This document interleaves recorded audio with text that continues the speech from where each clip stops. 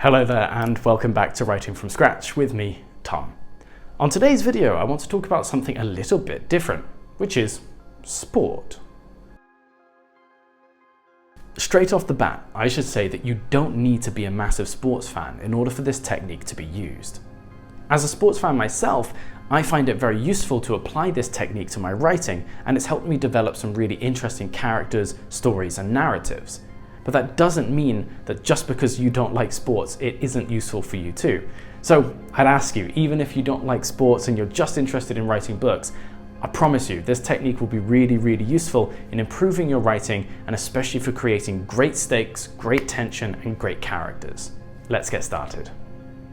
One of the central and most obvious uses for sport is that it's inherently all about conflict. You can see the sides, see the goals, and understand how all these forces are going to clash with one another in pursuit of those targets. Conflict, as we've mentioned, is such a central driving force within any good story, and it's one of the things that makes sports so popular. When we watch a full season, we see the story of conflict unfold before us, with underdogs, favourites, and baddies throughout.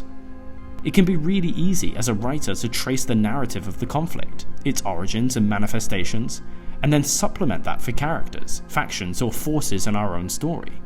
It's not a big stretch of the imagination for a writer to take the historic rivalry between Man United and Man City in English football, replace those with noble houses like the Montagues and Capulets, and then understand why one person, like Carlos Tevez, moving from one side to the other causes drama, conflict, and intrigue.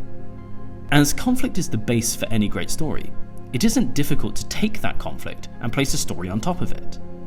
This can be as simple as the story of a single football player like Patrice Evra rising from the slums of Paris to winning the Champions League with Man United. You can take a lot of inspiration from these individual stories, the liberation that sport offers to many people. You can take team efforts to overcome enormous odds like the Miracle on Ice in the 1980s, or even bigger than that, you can catalogue the long-term efforts and setbacks to achieve success like the South African team winning the 1995 World Cup. It's so easy to be inspired by these stories and transplant them into alternative narratives. After all, they continue to be such remarkable stories that still inspire us today, and they actually happened, so you can make sure your story is believable too. More than that, most of them even follow the monomyth structure, when applied, which lends even more weight to their utility as narrative devices. As we know, characters are a really important part of any story, and it's exactly the same within any sports narrative too. The players, the managers, coaches, referees, fans, and everybody else connected with the sporting enterprise all have such diverse personalities, goals, and emotions. It really doesn't take a genius to see how alive and electric sporting figures are, how passionate they get, and how much effort they put into their art and journey. Just watch Jessica Ennis-Hill win her gold, or any athlete get injured and see how much that affects them. Again, they check all the character development boxes. They are not perfect, constantly wanting to improve, make mistakes, face enormous challenges. They are likable, mostly, and put in tons of effort to reach the pinnacle of their discipline. More than that, they are up against others in very similar positions, with very similar skills and drive. This makes things unpredictable and exciting as we see real characters clash thanks to the inevitable conflict that sport brings. Watching players in the changing room, on the pitch, and at home shows the depth of their personality and character too, and can really help us as a writer understand what makes a convincing, well-rounded character. For me, one of the greatest use of sport as an inspiration when writing is to understand stakes and tension. Almost all sporting journeys or seasons start slow. They build gradually as things progress, and by the end and the final few games, they are nail-biting affairs with all that progress at risk and on the line. It is tantalizing to watch a full tournament and see the faces of sports people in the final event. It's impossible not to feel the stakes, especially as they've been established from the very beginning. Think about the World Cup final.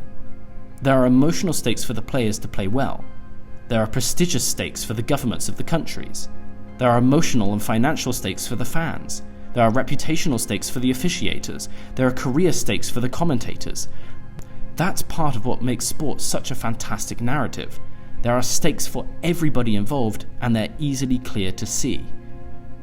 It can also be heartbreaking too, and it allows us to get a great understanding of jeopardy and risk involved. There can only be one winner, and Max Verstappen beating Lewis Hamilton in the Grand Prix in 2021 stands out to me as a fantastic example of tension and emotional relief, as well as devastation and controversy. All fantastic elements to a truly gripping story. So, there we have it.